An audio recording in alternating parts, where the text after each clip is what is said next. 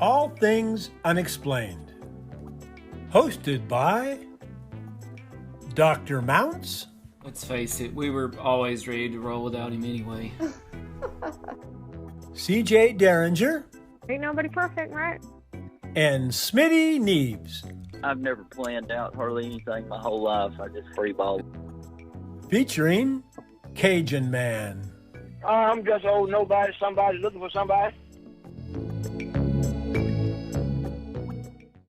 This is CJ Derringer, along with my co-hosts Dr. Mounts and Smitty Neebs. Joining us tonight from the brand new history series, Beyond Skinwalker Ranch, is Andrew Bustamante and Paul Beban. Thank you guys so much for joining us.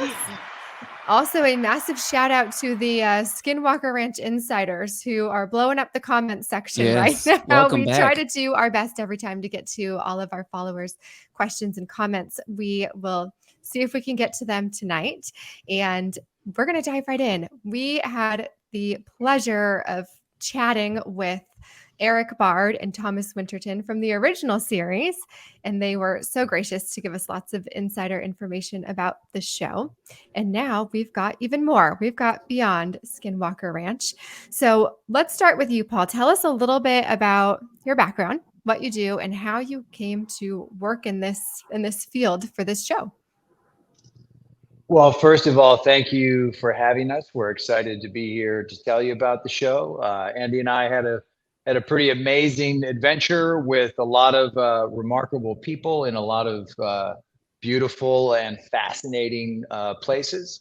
And so we're excited to be here with you. We're excited to have the fan base that is so loyal and excited about everything that happens on Skinwalker Ranch built into this machine.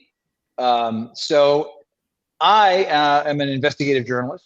I love talking to people, which is basically the baseline requirement for this job. You have to love talking to people and hearing their stories. And I think these stories in particular, the paranormal, or what we refer to over and over again, it seems like sometimes on the show as high strangeness, are some of the most interesting sort of unsolved stories that are out there. So I think this is just a great opportunity to do more of what they've been doing at Skinwalker for the last 4 seasons now. Forgive me, and take it a little into a different direction, into some different places. So your background in journalism, you've covered all kinds of different things. What intrigued you about what lies beyond, or the paranormal, or the unexplained? I mean, isn't everybody interested in this stuff, right? I mean, is there anyone who, whether they believe in Bigfoot or if they think UFOs are real, regardless of what their opinions are, everyone has an opinion, right? Everyone thinks about this stuff. So I think it's a universal. There's no one out there who doesn't, who hasn't formed an opinion about these things one way or another. That's my take on it. Andy, what do you think? I mean, I think, these are things that everybody thinks about. Yeah, I think one of the big advantages here, when the powers that be invited Paul and I to be part of this investigation, what they were really looking for were 2 really different and unique sets of skills that landed on the same core talent of critical thinking. So Paul came in with his, hardcore investigative chops, his long history of, reporting on some of the most interesting and dangerous stories that the world has seen over the last decade.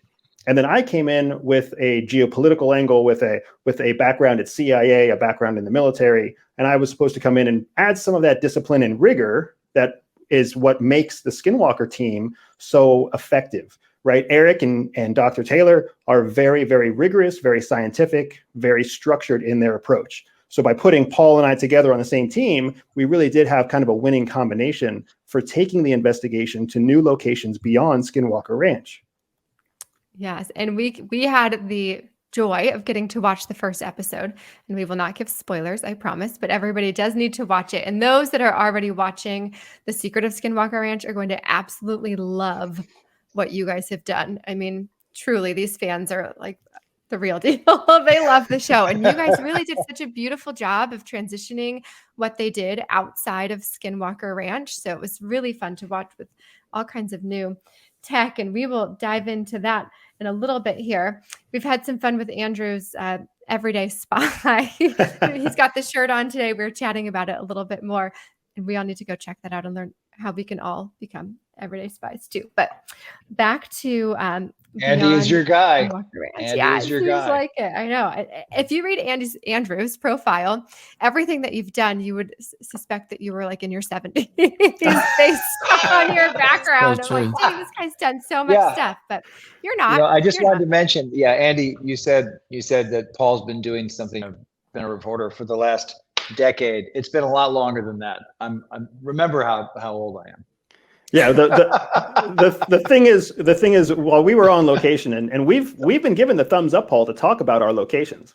Oh, so yes, we have. Okay. Yeah. Okay. Yeah. So it's pretty exciting stuff. But I will say that wherever Paul and I were together, we were finding ourselves always actively answering questions about our age and our experience, because I think in real life we both kind of look like kids. I mean, Paul is like, you guys don't see it, but Paul is built like a brick. That's what we used to say in Pennsylvania.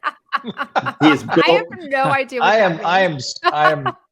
No. He is built hard. The dude is a lifelong athlete. So when you meet him, you're like, oh, who's this 35-year-old guy? Yeah. And then he tells you his real age, and you're like, what? Stop the presses. We are getting off script here. I don't know where this show is going. I know. Now I want to know like what you do for your athletics and how we can all be so fit.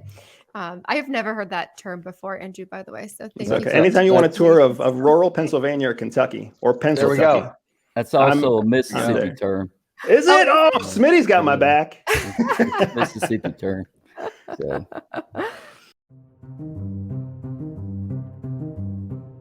All things unexplained.